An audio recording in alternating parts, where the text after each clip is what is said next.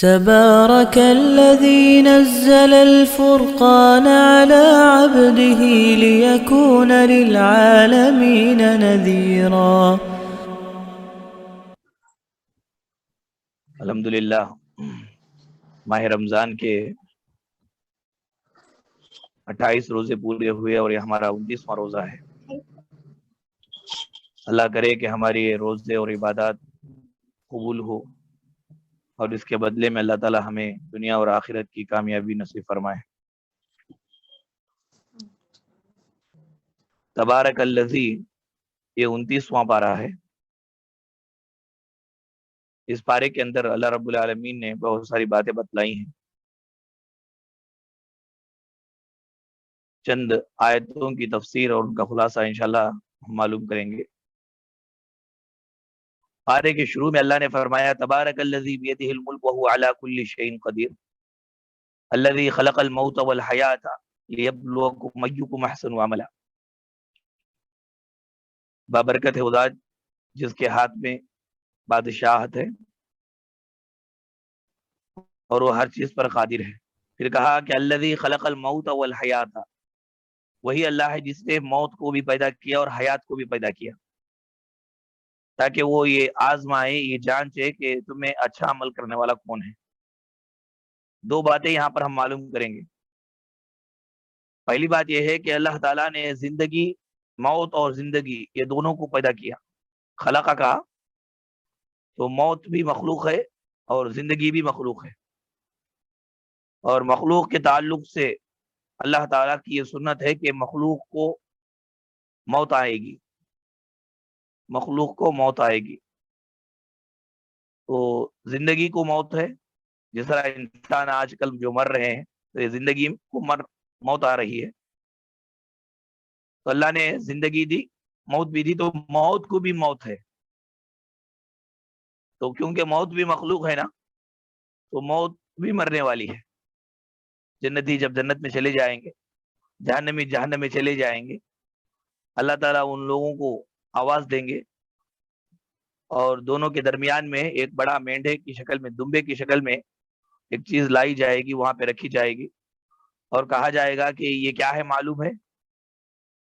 پھر اللہ کہیں گے کہ یہ موت ہے، اور سارے لوگوں کے سامنے اس کو ذبح کر دیا جائے گا، اور اب کہا جائے گا کہ جنتیوں مبارک ہو، جنت میں رہنا، جہنمیوں جہنم میں رہو، اب تمہیں موت نہیں آئے گی، اس لیے کہ موت کو موت آ چکی ہے، موت کو ہم نے ذبح کر دیا ہے، موت کو موت آ چکی ہے۔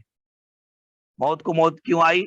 اس لیے کہ وہ مخلوق ہے۔ الذی خلق الموت والحیاۃ، اللہ نے زندگی دی اور موت دی۔ تو زندگی اور موت کی یہ سنت یہ ہے کہ ہر مخلوق مرنے والی ہے، تو موت کو اللہ تعالیٰ موت دے دیں گے۔ اب جنتی جنت میں ہمیشہ رہیں گے، جہنمی جہنم میں ہمیشہ رہیں گے، یہ اللہ تعالیٰ نے کہا۔ پھر اس کے بعد دیکھیے کہ اللہ تبارک و تعالیٰ نے ہمیں کیوں پیدا کیا؟ اس لیے کہ سب سے بہتر عمل ہم کیا کرتے ہیں وہ دیکھنے کے لیے۔ تو احسن عمل کی اللہ کے پاس بہت اہمیت ہے، یعنی زیادہ عمل نہیں بلکہ احسن عمل۔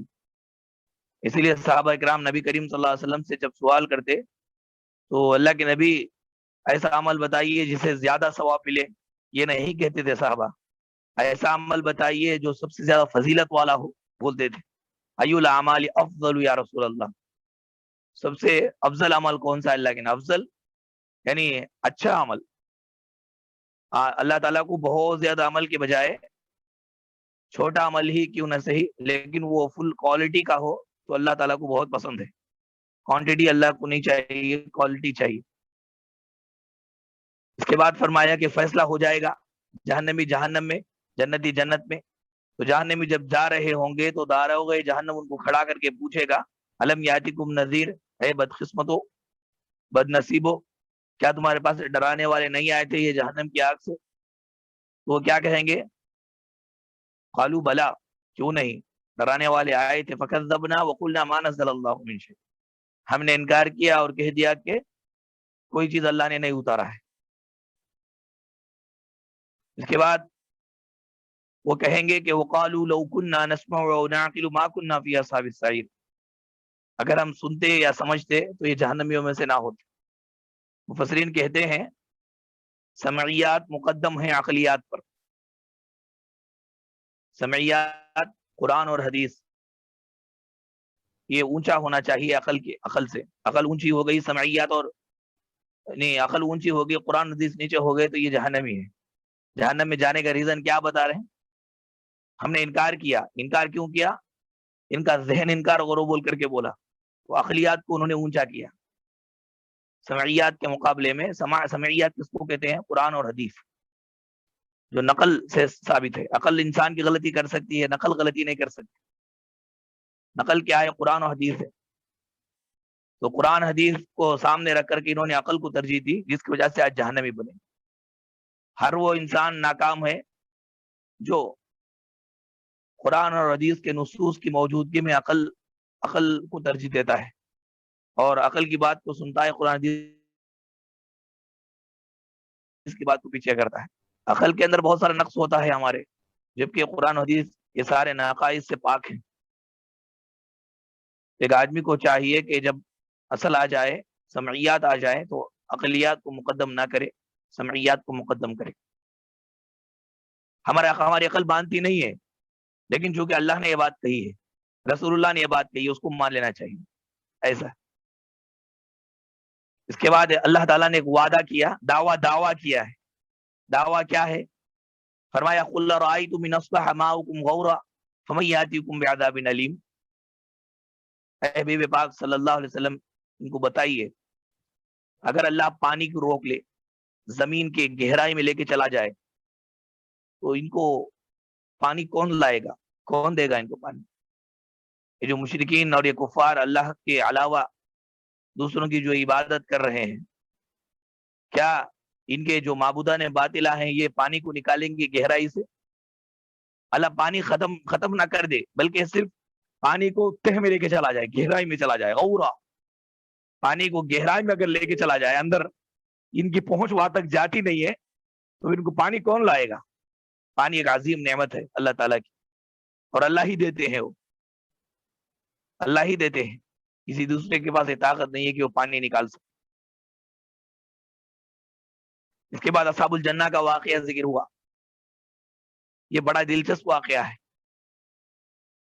ایک آدمی تھا, اس کے 3 بچے تھے. اللہ نے اس کو ایک باغ دیا تھا, بڑا برکتوں والا باغ تھا. باغ کے 3 حصے کرتا تھا ہمیشہ اس کے پھل میں, پیداوار میں. غریبوں کو دیتا تھا, مسکینوں کو دیتا تھا, رشتہ داروں کو دیتا تھا, خود اپنے لیے, اور باغ کی دوبارہ سینچائی کے لیے رکھ لیتا تھا.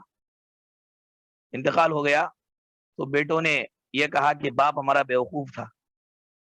باپ بیوقوف تھا, غریبوں کو دے رہا تھا, رشتہ داروں کو دے رہا تھا, ہم کسی کو نہیں دیں گے بلکہ ہم ہی رکھ لیں گے. تینوں نے ارادہ کیا اور آپس میں یہ کہہ لیے کہ کل صبح ضرور جا کر کے ہم کاٹیں گے, انشاءاللہ نہیں بولے.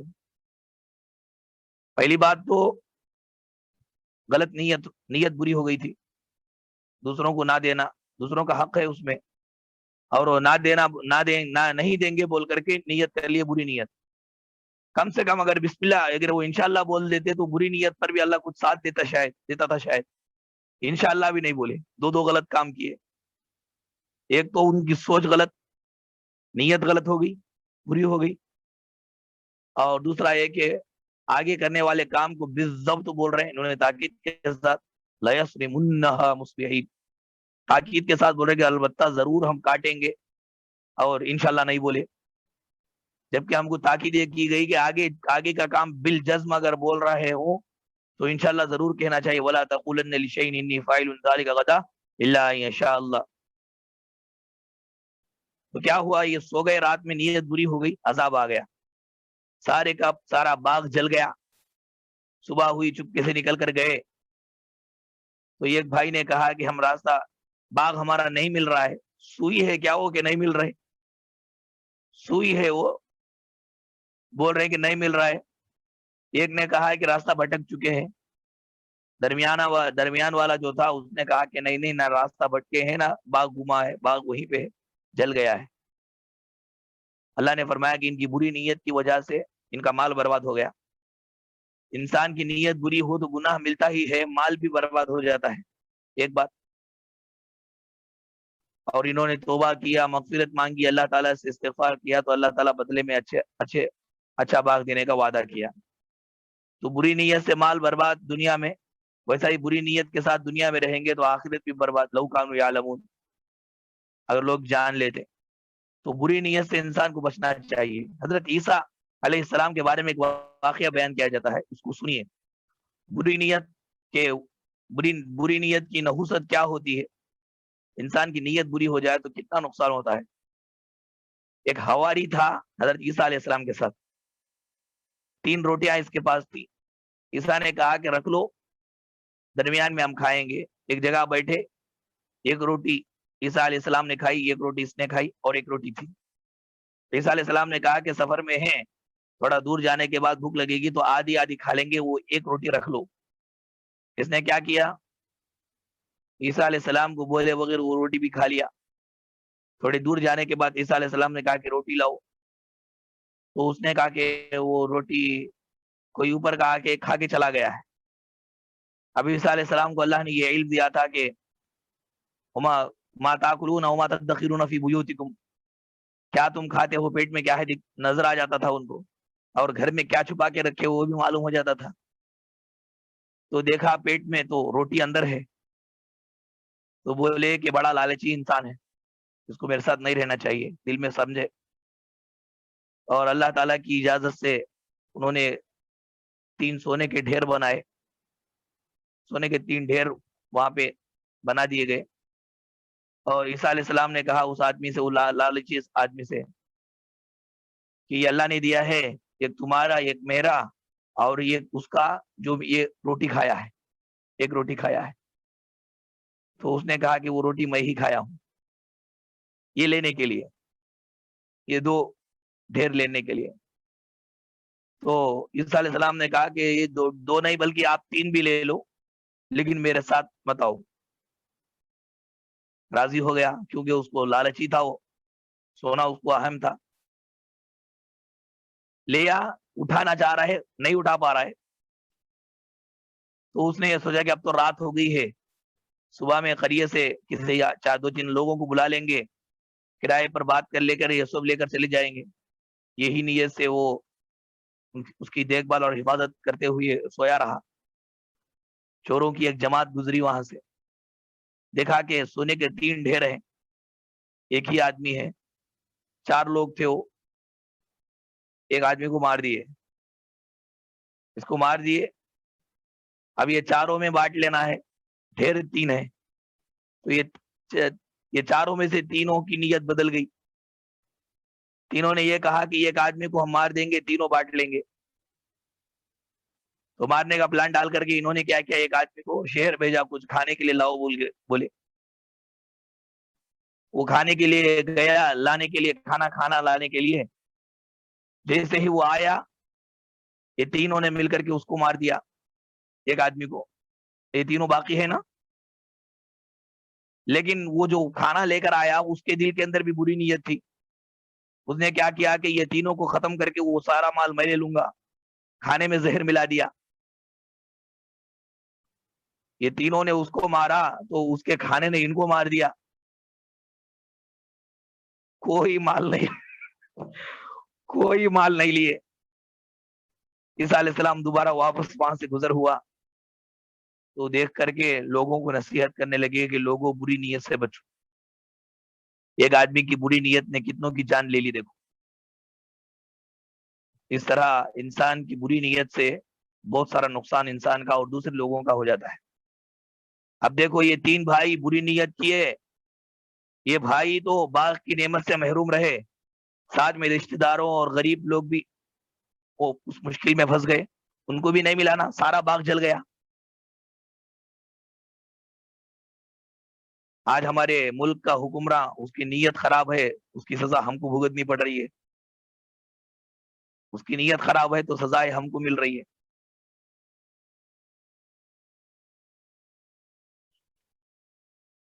اس کے بعد اللہ تعالیٰ نے بیان فرمایا فَقُلْتُ اسْتَغْفِرُوا رَبَّكُمْ إِنَّهُ كَانَ غَفَّارًا۔ حضرت نوح علیہ السلام نے اپنے قوم سے کہا تھا کہ لوگوں استغفار کرو، اللہ بہت بخشنے والا ہے، موسلادھار پانی تمہیں دے گا، پھل پھول دے گا۔ حضرت عمر بن خطاب رضی اللہ تعالیٰ عنہ کے دور میں جب قحط سالی آئی تو انہوں نے نماز استسقاء پڑھائی، پڑھانے کے بعد صرف استغفار کیا، صرف استغفار کیا۔ پھر بولے کہ پوری دنیا میں اگر بارش رک جائے، پوری دنیا میں اگر بارش رک جائے، علاج بس یہی ہے کہ استغفار کریں، اللہ سے اپنے گناہوں کی معافی مانگیں، گناہوں کی وجہ سے ہی مصیبتیں آتی ہیں۔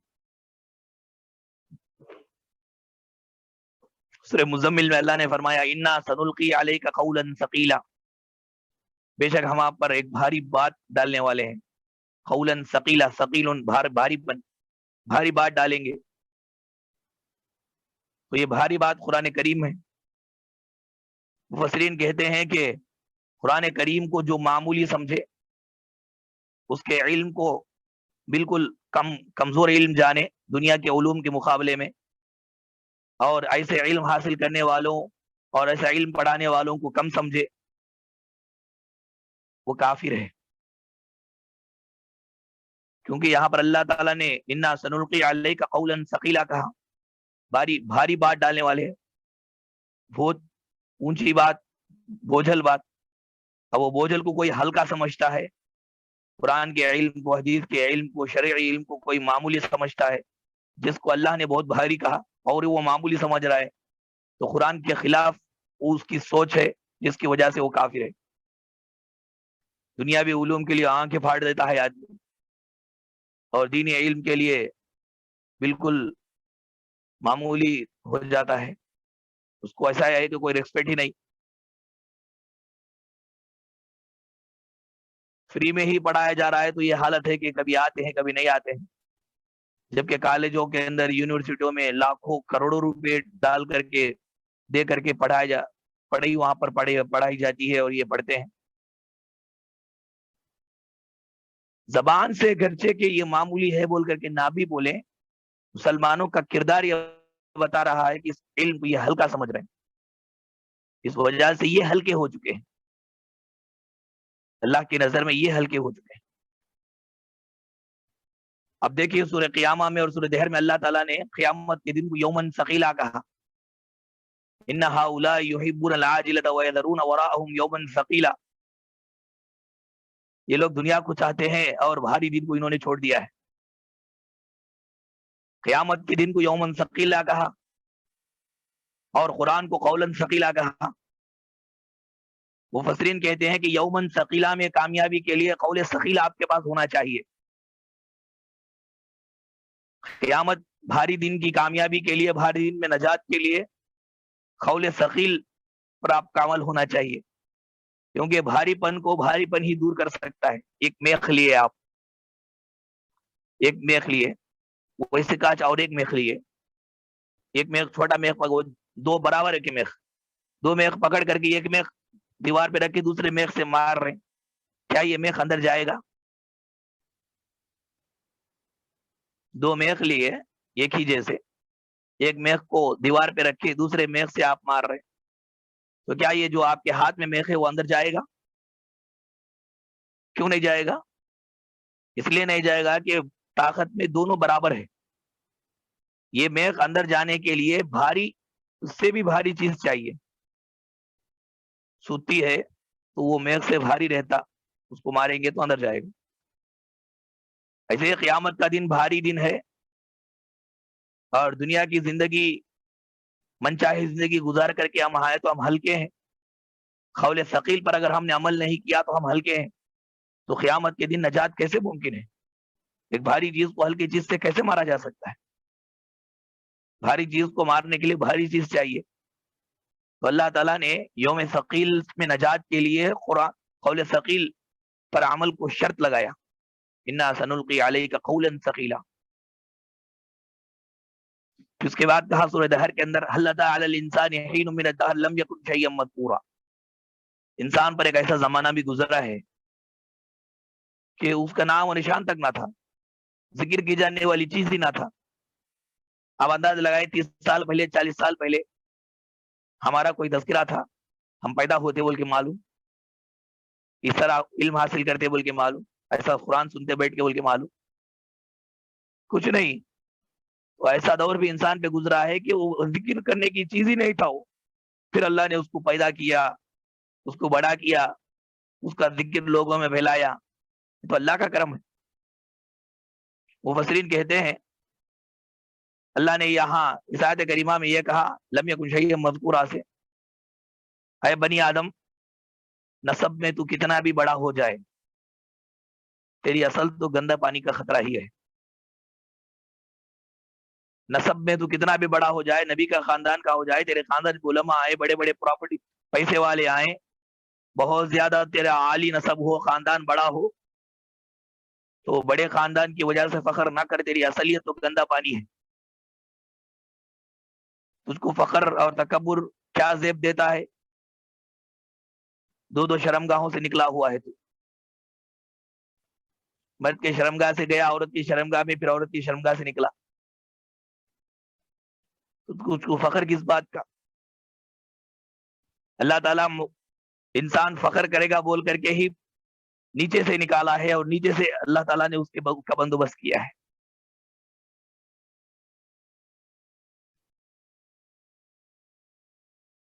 سورہ نبا کے اندر یہ بتلایا گیا کہ انا انذرناکم عذابا قریبا, اما پارے میں, اے لوگوں ہم نے تمہیں قریبی عذاب سے ڈرا دیا ہے. جب قیامت قائم ہوگی, عذاب کو جب کافر دیکھیں گے تو کہیں گے یا لیتنی کنت ترابا, کاش میں مٹی ہو جاتا. یہ کافر کب آرزو کریں گے؟ یہ اس وقت آرزو کریں گے جبکہ وہ دیکھیں گے کہ اللہ تعالیٰ جانوروں کو پیدا کر کے, جو بھی جانور دوسرے جانور ظلم کیا ہوگا, جو بھی جانور دوسرے جانور پر ظلم کیا ہوگا, تو ظالم جانور سے اللہ تعالیٰ مظلوم جانور کا بدلہ دلوائیں گے. پھر اس کے بعد جانوروں سے کہیں گے کہ کونو حجارہ, سب مٹی ہو جاؤ, تو سارے جانور مٹی ہو جائیں گے. یہ منظر یہاں پہ بازو میں کھڑے ہوئے کافر دیکھیں گے, ارے رے رے کتنا اچھا ہے, یہ سب مٹی ہو جا رہے, کوئی حساب کتاب نہیں. تب آرزو کریں گے یقول کافر یا لیتنی کنت ترابا, کافر یہ بولے گا کہ کاش میں مٹی ہو جاتا. اللہ بولیں گے کہ مٹی ہو جائے گا تو, دنیا میں نافرمانی کر رہا تھا, اس کی سزا تو باقی ہے. اب وہاں پر اس کی سزا ہے مٹی, اس کو کیسے ہونے دیا جائے گا؟ اس کو تو جہنم کی آگ ہے. اس کے بعد اللہ تعالیٰ نے انسان کی پوری کہانی بتلائی 2-3 آیتوں میں سورہ عبس میں. من ای شیء خلقہ, کس چیز سے انسان پیدا کیا گیا ہے؟ من نطفہ خلقہ فقدرہ ثم السبیل یسرہ ثم اماتہ فاخبرہ. نطفے سے اللہ نے اس کو پیدا کیا اور اس کو سیٹنگ کیا, کون سی چیز کہاں رکھنا ہے, اس کی تقدیر لکھا, نکلنے کا راستہ آسان بنایا, پھر اس کو موت دے گا, پھر اس کو خبر کے اندر داخل کرے گا. یہی انسان کی حقیقت ہے. پھر اس کے بعد کہا گیا وَإِذَا الْمَوْءُودَةُ سُئِلَتْ بِأَيِّ ذَنبٍ قُتِلَتْ, زندہ خبر میں دفنائی گئی بچی سے سوال ہوگا کہ کس جرم کی بنا پر تجھ کو زندہ دفن کیا گیا. اب دیکھیں اللہ کتنا غضبناک رہیں گے کہ زندہ درگور کرنے والوں کو اللہ نہیں پوچھیں گے, بچی سے اللہ پوچھیں گے کیوں تجھ کو دفن کیا گیا, بولو بیٹی. ایک صحابی اللہ کے نبی کے پاس آئے, یہ صحابی کا کردار کیا تھا معلوم ہے؟ 10 بچیوں کو زندہ درگور کر چکے تھے. 11ویں بچی کو زندہ گڑاتے وقت کا معاملہ نبی کے سامنے بولنے لگے. اس کو بچی پیدا ہوئی, 11ویں بچی تھی میری, تو زندہ خبر میں گاڑنے کے لیے جب گیا, میں زمین کھود رہا تھا, زمین کھودتے وقت کپڑے پر, جسم پر اور سر پر میری مٹی پڑتی تو میری بچی اس مٹی کو ہٹاتی مجھ سے. پھر اس کے بعد میں نے اس کو خبر میں زمین میں گاڑا, تو وہ پکار رہی تھی کہ ابو ابو کیا کر رہے ہو, ابو ابو کیا کر رہے ہو. تو میں بے رحم ہو کر کے اس کے سر تک مٹی ڈال دیا. نکل کر کے میں آ رہا تھا تو ایک ہی آواز مجھے سنائی دے رہی تھی, بس ابو ابو کہہ رہی تھی. نبی کریم صلی اللہ علیہ وسلم نے جب واقعہ سنا تو چلے جاؤ یہاں سے, بولے چلے جاؤ یہاں سے, دوبارہ اس کا ذکر مت کرو میرے سامنے. رو دی اللہ کے نبی. کتنا ہے بے درد انسان تھا کہ آنکھوں کے سامنے اپنے لگتے جگر پھول سی بچی کو دفنا دیا، 11 بچیوں کو دفنا دیا، تو آج بھی دفنا رہے بچیوں کو. صورت شکل بدل گئی ہے. اندر دیکھا جاتا ہے اگر لڑکی ہے تو اباشن کرایا جا رہا ہے. یہ سارے جواب دہ ہے اللہ کے پاس. رحمت ہوتی ہے لڑکی. اسلاف یہ کہا کرتے تھے کہ اللہ کی رحمت کا مظہر ہے لڑکی. اللہ کسی کے ساتھ رحم کرنا چاہتے تو لڑکیاں دے دیتے.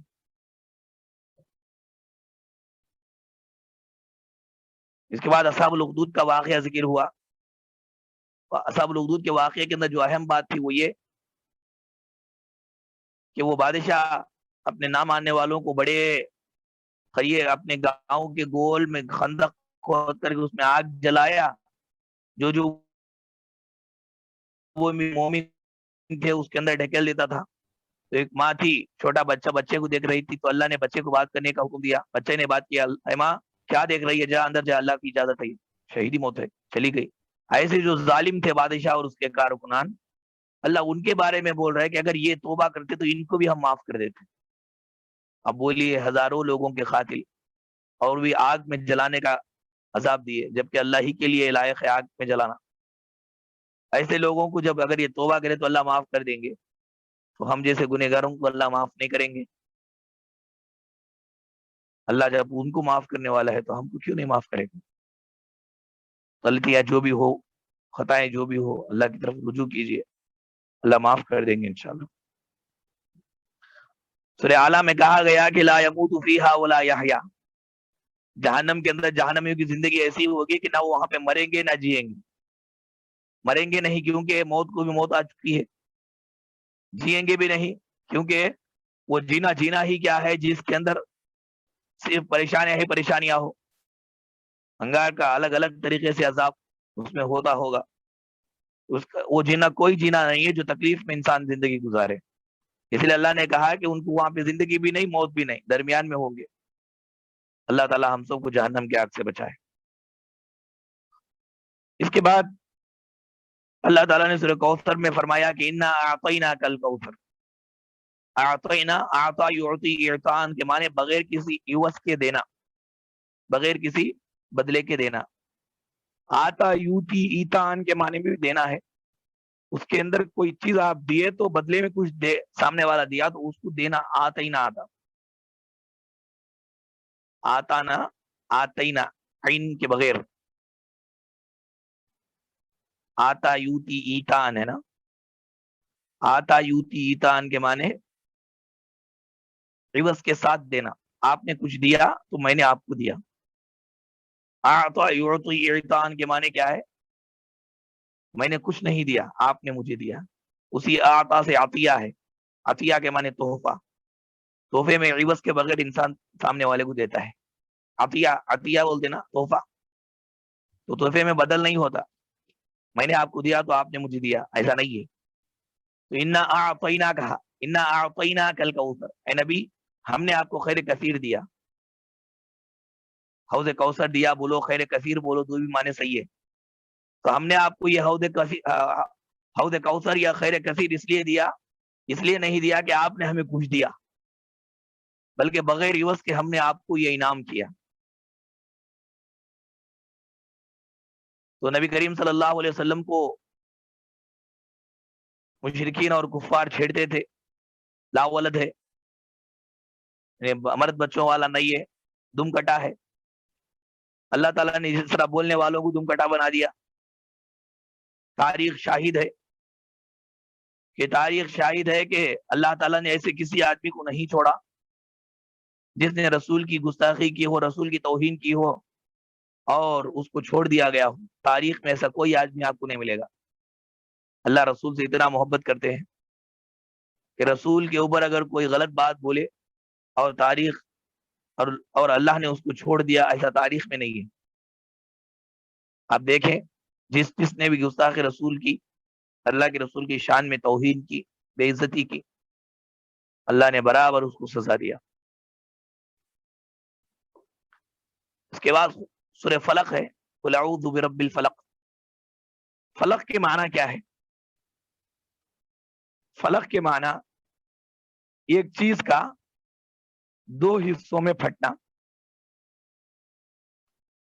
دو حصوں میں پھٹنے کے بعد بیچ سے ایک تیسری چیز نکلنا، اس کو فلق کہتے ہیں۔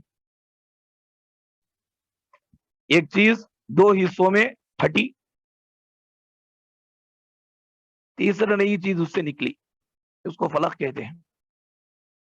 علامہ ابن تیمیہ نے سورہ فلق، لفظ فلق سے 4 باتوں کی دلیل پکڑی ہے۔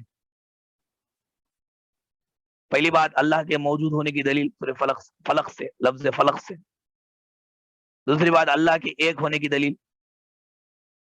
تیسری بات قیامت، دنیا کے بعد، مرنے کے بعد دوبارہ زندگی ہے، اس کی دلیل۔ چوتھا فلق سے یعنی جو تیسری چیز ہوتی ہے نکلنے والی، وہ چیز بہتر ہوتی ہے بول کر کے دلیل۔ یہ 4 دلیلیں، 4 استدلال کیا ہے فلق سے۔ کیسے کیا ہے معلوم؟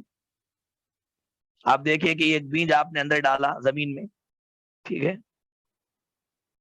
اس کے بعد کیا ہوا؟ زمین پھٹی، پھٹ کر کے اندر سے کومپل نکلا، مکلا نکلا۔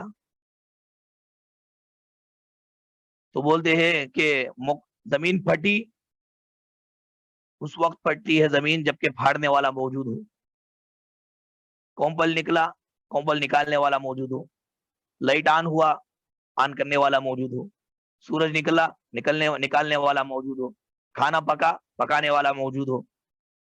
جب کام ہوا ہے، فعل ہوا ہے، تو فاعل پر دلالت کرتا ہے۔ فعل ہوا ہے تو فعل فاعل پر دلالت کرتا ہے کہ فاعل کے بغیر فعل ہوتا ہی نہیں ہے۔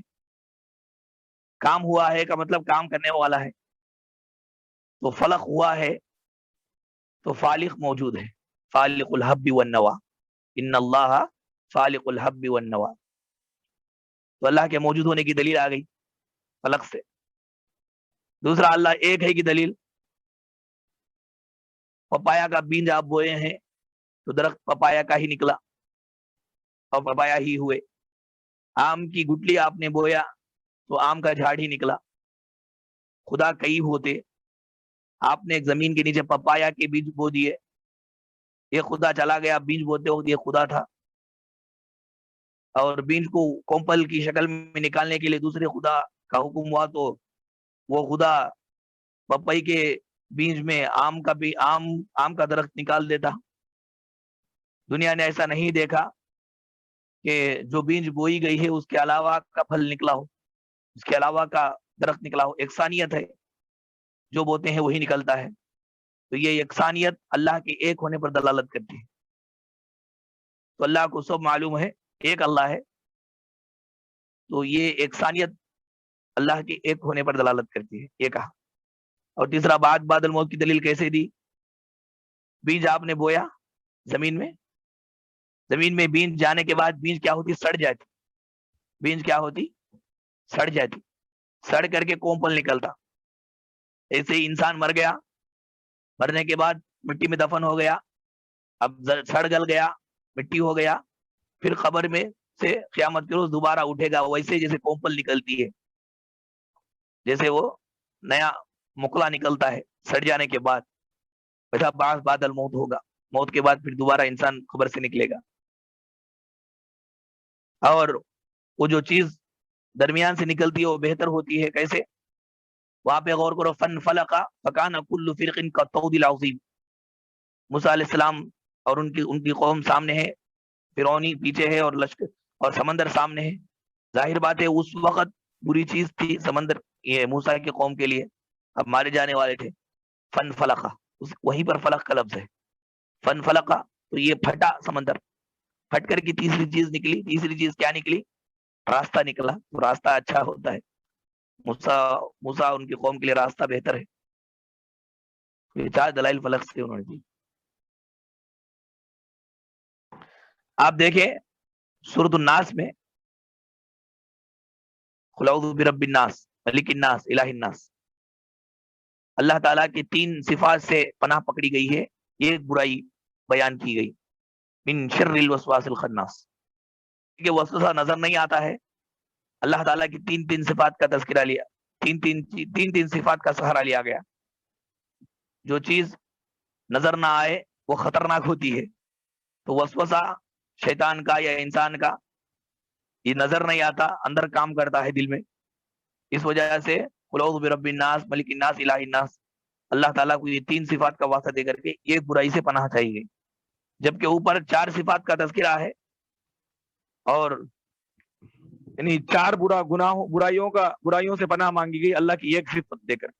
قل اعوذ برب الفلق من شر ما خلق ومن شر غاسق اذا وقب ومن شر النفاثات في العقد ومن شر حاسد اذا حسد. یہ 4 بھی نظر آنے والے ہیں. یہ حسد کرنے والا دستا ہے، پھونکنے والا، گھاٹی ڈالنے والا جادوگر دستا ہے. جو نظر آنے والی چیز ہے وہ 4 چیزوں کا تذکرہ کر کے اللہ تعالیٰ یہ ایک اللہ کی صفت قل اعوذ برب الفلق بول کر کے فلق کا مالک یہ 4 چیزوں سے بچا لے بول کر کے دعا کرے. اور قل اعوذ برب الناس میں اللہ تعالیٰ کی 3 صفات کا تذکرہ کر کے ایک برائی سے بچاؤ بول کر کے بندے کو دعا کرنے کی تعلیم دی گئی. یہ جو ایک برائی سے بچنے کے لیے 3 اللہ کی صفات کا سہارا لیا گیا، کیونکہ یہ برائی خطرناک برائی ہے. کیا برائی ہے؟ یہ وسوسہ، شیطان کا وسوسہ، کیونکہ یہ نظر آنے والا نہیں ہے. اوپر کی چیزیں نظر آتی ہیں سورہ فلق میں اور یہ نظر نہیں آنے والی چیز ہے. تو یہ مختصر طور پر اما پارے کا خلاصہ تھا. اللہ تعالی ہم سب سننے اور سنانے والوں کو عمل کرنے کی توفیق عطا فرمائے. اللہ مسلمان انسانیت اور خاص کر مسلمان قرآن سے دور ہو چکے ہیں.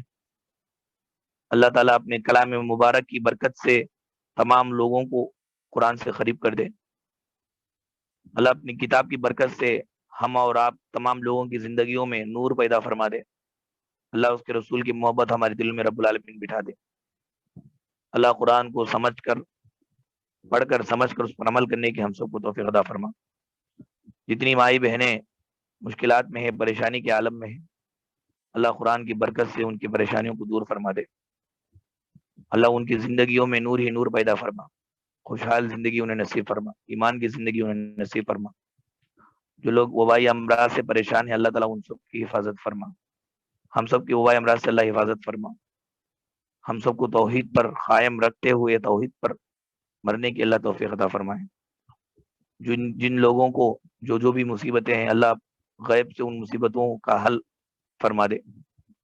اور جو لوگ پریشان حال ہے اللہ تعالیٰ ان کی پریشانی کو خوشحالی میں تبدیل کر دے.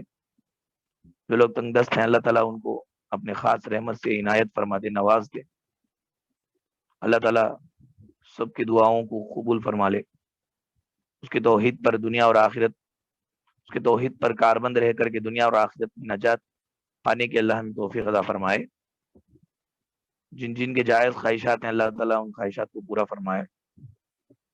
جو لوگ بھی آرزوؤں میں بیٹھے ہوئے اللہ تعالیٰ ان کی آرزویں مکمل فرمائے، جائز آرزویں. اللہ تعالیٰ جو لوگ انبی ہیں ان کو صحیح جوڑے نصیب فرمائے، اور جو لوگ بیمار ہیں ان کو شفا کلی نصیب فرمائے. جو لوگ دنیا کے مارے ہوئے ہیں اللہ تعالیٰ غیب سے ان کی مدد فرمائے. اللہ ہمارے روزوں کو اور عبادتوں کو قبول فرمائے. اس کے بدلے میں اللہ دین دنیا کی ساری بھلائیاں ہمیں نصیب فرمائے. آمین. وآخر دعوانا الحمد للہ رب العالمین. اللہ تعالیٰ قرآن مجید کے ذریعے سے آپ میں اور ہم میں برکت عطا فرمائے. السلام علیکم ورحمۃ اللہ وبرکاتہ.